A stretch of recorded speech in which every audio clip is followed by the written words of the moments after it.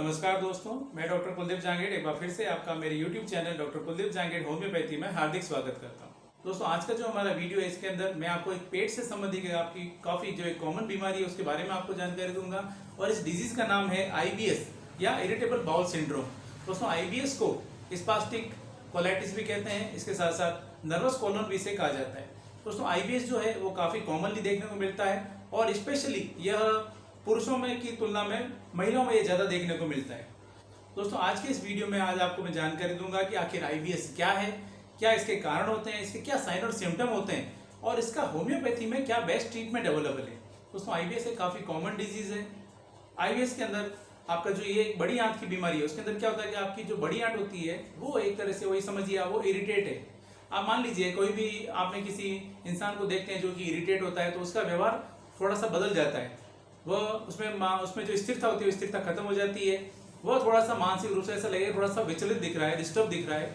वो एक तरह से ये समझिए आप वो डिसीजन नहीं ले पाता है, कभी कुछ करेगा कभी कुछ करेगा। सेम इसी तरह से जब आपकी जो बाउल होती है यानी जो बड़ी आंत है आपकी वह जब इरिटेट होती है उसका व्यवहार भी जो होता है वो सामान्य से जब बदलाव आ जाता है उसमें जब उसका व्यवहार सामान्य नहीं रहता है, वो जब आप इरिटेट हो जाती है तब वह भी कभी वो उसमें कॉन्स्टिपेशन हो जाएगा आपको, कभी उसमें आपको डायरिया हो जाएगा, कभी आपके पेट में दर्द होना शुरू हो जाएगा। इस तरह से उसके भी आचरण में उसके व्यवहार में भी उसके जब बदलाव आ जाता है तो आपको ये डिजीज जो होती है जिसको कि बोलते हैं IBS यह डेवलप हो जाती है। दोस्तों, आपके पेट का और आपके दिमाग का एक डायरेक्ट कनेक्शन माना जाता है। अक्सर ये देखा गया है कि वो लोग जिनका थोड़ा सा डिप्रेशन में रहते हैं, जो हमेशा स्ट्रेस में रहते हैं, हमेशा चिंता में रहते हैं, उन लोगों को IBS की जो प्रॉब्लम होती है वो ज़्यादा परेशान करती है। मेरे पास भी जितने भी पेशेंट आते हैं दोस्तों, उनमें जब मैं उनकी हिस्ट्री लेता हूं, उनके जब सिम्टम लेता हूं, उसके बाद जब उनसे मैं मेंटल सिम्टम के बारे में यानी उनकी जो मानसिक स्थिति के बारे में जब उनको जानता हूं, तब मैंने ये पाया है कि मोस्ट ऑफ द केसेस में मोर देन 90% जो केसेस होते हैं उसके अंदर उन लोगों को कहीं ना कहीं जिसका जो GI डिस्टर्बेंस है उनका मानसिक रूप से भी उनका कहीं ना कहीं डिस्टर्बेंस है। यानी उनको या तो वो स्ट्रेस में रह रहे हैं या उनको किसी न तरीके का कोई डिप्रेशन है या वो हमेशा कुछ चिंता में ओवर थिंकिंग हमेशा उनके दिमाग में कुछ ना कुछ चलता रहता है। इस तरह से इन दोनों का जहाँ पे ये जो कॉम्बिनेशन होता है वहां पर उनको पेट में उनको डिस्टर्बेंस शुरू हो जाते हैं। इसलिए हमारा जो दिमाग है अगर वो स्थिर नहीं रहेगा तो वो हमारे पेट पर भी इसका असर पड़ेगा और हो सकता है कि आपको उसके कारण भी आपको IBS की जो डिजीज होती है वो डेवलप हो सकती है। दोस्तों, अब हम अगर बात करें कि अगर IBS है तो उसको आप कैसे पहचानेंगे, आपकी जो बॉडी है वो आपको ऐसे कौन से सिम्टम देगी कि आप पहचान सके कि कहीं आपको IBS तो नहीं है।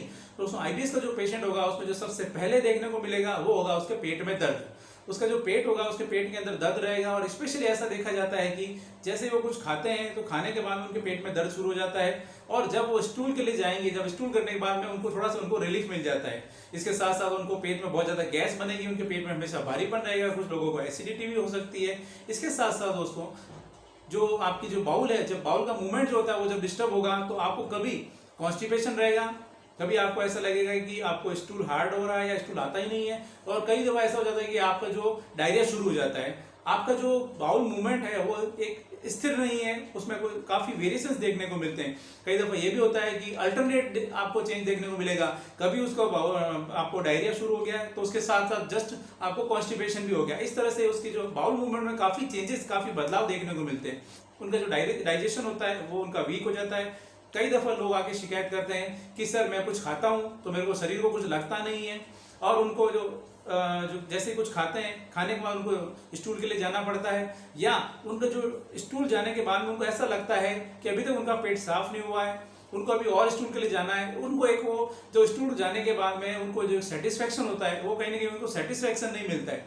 कई दफा लोग ऐसा भी कहते हैं कि उनका जो स्टूल है स्टूल बंद के नहीं आता है, स्टूल बिखरा बिखरा सा रहता है, स्टूल के अंदर उनको बहुत ज्यादा म्यूकस निकलता है, चिपचिपापन रहता है, उनको आंव निकलता है। इसके साथ साथ स्टूल जब करते हैं उनके पेट में दर्द होता है। उन लोगों को बहुत ज्यादा थकान रहेगी, उनको बॉडी एक रहेगा, उनको काम करने में किसी में उनको मन नहीं लगेगा, हमेशा उनका मन विचलित रहेगा, कुछ ना कुछ उनके दिमाग में ख्याल चलते रहते हैं। इसके साथ साथ उनका जो हमेशा वो मेंटल स्ट्रेस में रहेंगे। इसके साथ साथ उनको जब लोगों से मिलने जुलने में उनको परेशानी होती है, उनका जो ध्यान होता है वो ध्यान हमेशा उनके पेट पे लगा रहेगा। वो बाहर जाने से कतराने लग जाते हैं, उनको लगेगा मेरा पेट सही नहीं है। वो जैसे कहीं बाहर जाने को उनको लगेगा तो उनको लगेगा कहीं उनको डायरिया ना हो जाए। तो इस तरह से उनका जो दिमाग होगा वो दिमाग स्थिर नहीं रहता है, वह उनका जो शरीर का वजन होता है वजन गिरना शुरू हो जाता है। यह दोस्तों कुछ सिम्टम होते हैं जो कि IBS का जो पेशेंट होता है पेशेंट में ये देखने को मिलते हैं। दोस्तों, चलिए अब हम बात करते हैं इसके कारण की। ऐसे कौन से कारण हैं जिनकी वजह से पेशेंट्स को आईबीएस की प्रॉब्लम हो जाती है। दोस्तों वैसे अभी तक आईबीएस के कोई पर्टिकुलर कारण अभी तक ज्ञात नहीं है, लेकिन ऐसा माना जाता है कि आपकी जो बाउल होती है, बाउल मूवमेंट के जो व्यवहार में जब बदलाव आता है, मूवमेंट में जो पैटर्न चेंज होता है, तो उसकी वजह से आपको आईबीएस की शिकायत हो जाती है। दोस्तों आपके जो पेट में छोटी आंत और बड़ी आंत दो तरह की इस तरह से आपका जो आंतें होती है, उसमें जो छोटी आंत के चारों तरफ बड़ी आंत होती है वो इस तरह से उसको घेरे हुए रहती है। जो छोटी आंत होती है उसका काम होता है आपका डाइजेशन में उसका मदद करना, और जो बड़ी आंत होती है, बड़ी आंत जो कि छोटी आंत के चारों तरफ इस तरह से होती है, उस बड़ी आंत का काम होता है वाटर को और न्यूट्रिएंट को एब्जॉर्ब करना। एब्जॉर्प्शन में उसका एक मेन रोल होता है। और इसके साथ में जो बड़ी आंत होती है उसके अंदर एक पेरिस्टाल्टिक एक मूवमेंट होता है, वो एक मूवमेंट होता रहता है। पेरिस्टाल्टिक मूवमेंट क्या है? देखिए, मान लीजिए दोस्तों ये आपकी बड़ी आंत है। इस बड़ी आंत के अंदर आपका जो है वो जो भी भोजन है वो भोजन रहता है, जिसमें से जब आपका उसमें से न्यूट्रिएंट वगैरह एब्जॉर्ब हो गया, वाटर एब्जॉर्ब हो गया, तो पीछे जो अवशिष्ट बचता है, जो वेस्ट मटेरियल बचता है, जो कि स्टूल के रूप में उसका बचता है, और इस स्टूल को बड़ी आंत जो होती है वह आपके शरीर से बाहर निकालती है। तो इसके लिए बड़ी आंत में एक पैटर्न होता है जिसको भी बोलते हैं पेरिस्टाल्टिक मूवमेंट। और पेरिस्टाल्टिक जो मूवमेंट होता है उसके द्वारा ही आपका जो खाना होता है वो बड़ी आंत में वो आगे सरकता है, और वो एनएस के द्वारा आपके शरीर से मल के रूप में या स्टूल के रूप में बाहर निकाल दिया जाता है। पेरिस्टाल्टिक मूवमेंट में क्या होता है कि आपकी जो मान लीजिए आपकी बड़ी आंत है, तो इसके अंदर एक मूवमेंट होगा पर्टिकुलर। उसमें क्या होगा कि एक बार तो ये हिस्सा है, इसमें एक मान लीजिए कॉन्ट्रैक्शन हुआ ऐसे, उसके बाद में यह हिस्सा रिलैक्स होगा, और यहाँ पर जो इसका जैसे कॉन्ट्रैक्शन होगा, यहाँ वाला जो इसका पार्ट है वो उसमें जो भी वेस्ट मटेरियल था वो आगे बढ़ा, फिर यहाँ पर यह कॉन्ट्रैक्शन होगा तो ये वाला हिस्सा आगे बढ़ेगा। इस तरह से एक कॉन्ट्रैक्शन और रिलैक्सेशन का एक सीरीज होती है जो कि चलती रहती है, और इसका एक फिक्स ड्यूरेशन होता है। लेकिन जब आपकी जो बाउल होती है, जो बड़ी आंत होती है, उसमें जब एक पैटर्न में चेंज होता है, तो या तो उसमें जो ये पेरिस्टाल्टिक मूवमेंट है उसकी स्पीड बढ़ जाती है, तो जिसके कारण क्या होगा कि आपका जो वाटर है वो प्रॉपरली एब्जॉर्ब नहीं हो पाएगा, और उसकी साथ साथ जो स्टूल होगा वो जल्दी आपके शरीर से बाहर निकल जाएगा, जिसके साथ में काफी वाटर भी होगा, न्यूट्रिएंट भी होंगे, जिसके कारण आपको डायरिया हो जाता है। और अगर आपका बॉडी का पेरिस्टाल्टिक मूवमेंट है वो अगर स्लो हो जाएगा, यानी जिस स्पीड से आपका जो वेस्ट मटेरियल है आपकी बॉडी में से वो स्टूल के रूप में बाहर आना चाहिए वो अगर नहीं आ पाता है, तो आपको कॉन्स्टिपेशन हो जाएगा, और उसमें से वाटर जो होगा उसको बड़ी आंत को एक ज्यादा टाइम मिलेगा, उसमें से वो एब्जॉर्ब कर लेगी, जिसके कारण आपका स्टूल हार्ड आएगा और आपको कॉन्स्टिपेशन हो जाएगा। दोस्तों यह इस तरह से आपके अगर जो बड़ी आंत है उसके अगर पैटर्न में जो मूवमेंट के पैटर्न में जो बदलाव आएगा उसके कारण ये स्थिति डेवलप होती है। कई दफा ऐसा भी होता है कि उसमें अल्टरनेटली कभी तो उसमें स्पीड उसकी जब बढ़ जाएगी तो डायरिया हो जाएगा, थोड़े दिनों बाद में आप देखेंगे उसके अंदर आपको कॉन्स्टिपेशन हो गया है, यानी उसमें जो बाउल मूवमेंट है वो एक बार स्लो हो गया। इस तरह से ये उसमें जब बदलाव होता है तो आपको ये डिजीज डेवलप हो जाती है। दोस्तों जैसा कि मैंने आपको बताया कि आपकी जो आंखों का मूवमेंट है उसका और आपके दिमाग का डायरेक्ट कनेक्शन होता है। जब कभी भी आप बहुत ज्यादा दिमाग में जब आपको चिंता रहती है, बहुत ज्यादा स्ट्रेस में रहते हैं, आपको हमेशा किसी न किसी चीज का एक मन में अगर आपको भय रहता है, डर रहता है, तो उस कंडीशन में आपको जो जीआई मोटिलिटी होती है, जो जीआई मूवमेंट होता है वो भी डिस्टर्ब होता है, और जिसके कारण आपको ये आईबीएस की जो समस्या होती है, जो दिक्कत होती है वो शुरू हो जाती है। कभी आपको डायरिया हो जाता है, कभी आपको कॉन्स्टिपेशन हो जाता है।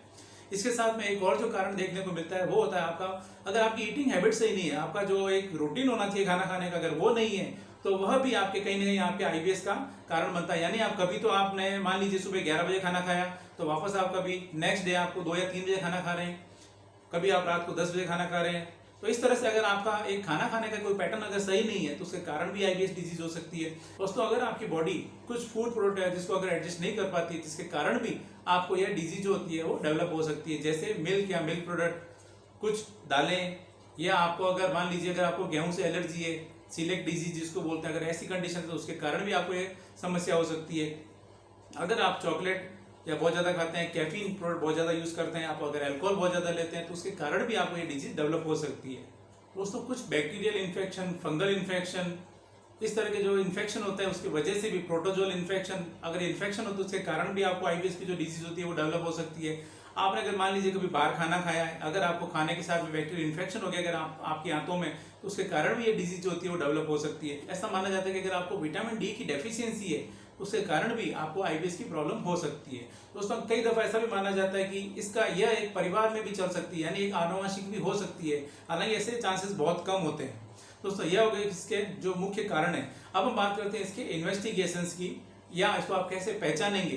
दोस्तों इसको पहचानने के लिए या पर्टिकुलर कोई ऐसा कुछ टेस्ट नहीं होते हैं। मेन आपको आपके जो सिम्टम है जो मैंने आपको बताया उस सिम्टम को देखते हुए भी आपको इसको पहचानना होता है कि अगर आप में मेजोरिटी ऑफ द सिम्टम मिल रहे हैं तो हो सकता है कि आपको आईबीएस की शिकायत हो। लेकिन इसके साथ साथ कुछ और तकलीफ तो नहीं है, उसको रूल आउट करने के लिए कुछ इन्वेस्टिगेशंस कराए जाते हैं, जैसे आप सीबीसी करा सकते हैं, अल्ट्रासाउंड करा सकते हैं, और इसके साथ साथ आपको सीरोलॉजिकल टेस्ट सिलेक्ट डिजीज के लिए आप वो करा सकते हैं, और इसके साथ में आपको एंडोस्कोपी, कोलोनोस्कोपी, ये कुछ टेस्ट होते हैं जो कि आप करवा के देख सकते हैं। आप ईएसआर करवा के देख सकते हैं ताकि आपको अगर कहीं दूसरी कोई डिजीज तो नहीं है आपकी पेट से संबंधित, उसको आपको पता लगा सकें।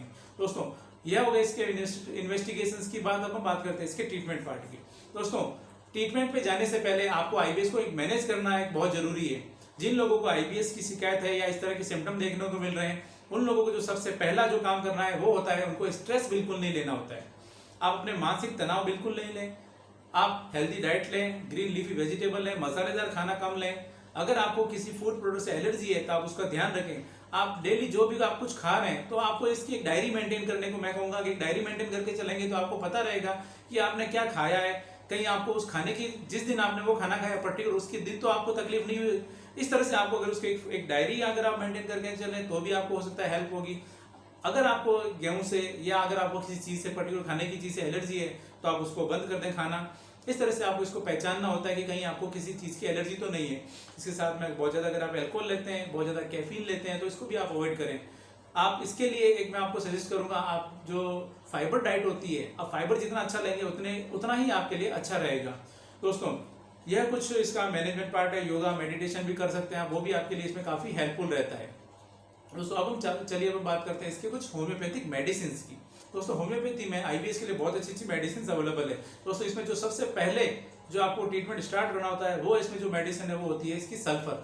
आपको सल्फर 200 से आपको इसका ट्रीटमेंट स्टार्ट करना होता है। सल्फर 200 आपको 3 बूंद डाइट जीप पर 7 दिन में केवल एक बार लेनी होती है। सल्फर का जो पेशेंट होगा दोस्तों उसका जो जीआई जो होगा उसका वो यानी उसका जो पेट होगा वो काफी उसका डिस्टर्ब मिलता है। उनमें स्टूल हो सकता है, उनका स्टूल हार्ड हो, कॉन्स्टिपेशन हो, उनको सुबह उठते ही उनको स्टूल के लिए दौड़ना पड़ता है। ऐसी कुछ कंडीशन होती है जहां पर आपको सल्फर बहुत अच्छा काम करती है। इसलिए जो भी ट्रीटमेंट स्टार्ट करें सबसे पहले आप सल्फर लें। दोस्तों उसके बाद में जो अगली मेडिसिन है वो होती है अर्जेंटम नाइट्रिकम 30। अर्जेंटम नाइट्रिकम 30 को लेने का तरीका है 3-3 बूंद डाइट जी पर दिन में 3 बार। अर्जेंटम नाइट्रिकम का जो पेशेंट होगा उसके अंदर ये देखने को मिलेगा कि उसके पेट में बहुत ज्यादा गैस बनेगी, यानी उसके पेट के अंदर हमेशा उसको ऐसा लगेगा कुछ खाते ही उनका गैस बन गई, पेट फूल गया है। इसके साथ साथ उनको डायरिया की शिकायत रहेगी। इस तरह के अगर सिम्टम मिलते हैं तो वहां पर अर्जेंटम नाइट्रिकम बहुत अच्छा काम करती है। तो अगली जो मेडिसिन है वो है पोडोफाइलम 30। पोडोफाइलम 30 भी आईबीएस की बहुत अच्छी मेडिसिन है। इसमें भी आपको सुबह उठते ही आपको स्टूल के लिए जाना पड़ता है। आपको मॉर्निंग में आपको स्पेशली मॉर्निंग में आपको डायरिया शुरू हो जाता है।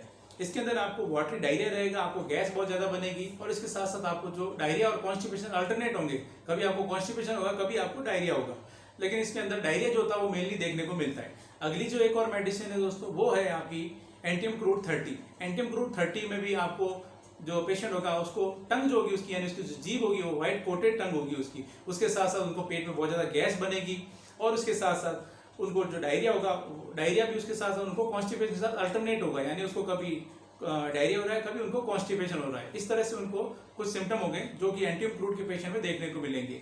और एंटियम क्रूड 30 को लेने का तरीका है 3-3 बूंद डाइट जी पर दिन में 3 बार। दोस्तों एक और जो अगली मेडिसिन है वो है एलॉय 30। एलॉय 30 का जो पेशेंट होगा उसको बिल्कुल वाटरी डायरिया होगा, उसके साथ साथ उसको गैस बहुत ज्यादा पास होती है। इस तरह से जो सिम्टम होंगे अगर वहाँ पे आपको एलॉय 30 बहुत अच्छा काम करती है। एलॉय 30 को भी लेने का तरीका है 3-3 बूंद डाइट जी पर दिन में 3 बार, सुबह, दोपहर और शाम। एक और जो मेडिसिन है जो कि आईबीएस में बहुत अच्छा काम करती है दोस्तों वो है इसकी नक्स वोमिका 200।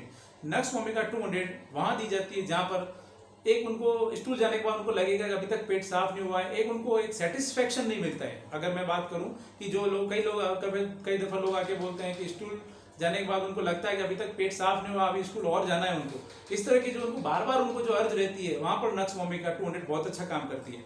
ऐसी कंडीशन में जहां पर कॉन्स्टिपेशन बहुत ज्यादा रहता है इस तरह से वहां पर नक्स वोमिका 200 को लेना होता है, और इसको एक सिंगल डोज लेना होता है 3 बूंद डाइट जी पर रोज शाम को आपको लेना होता है।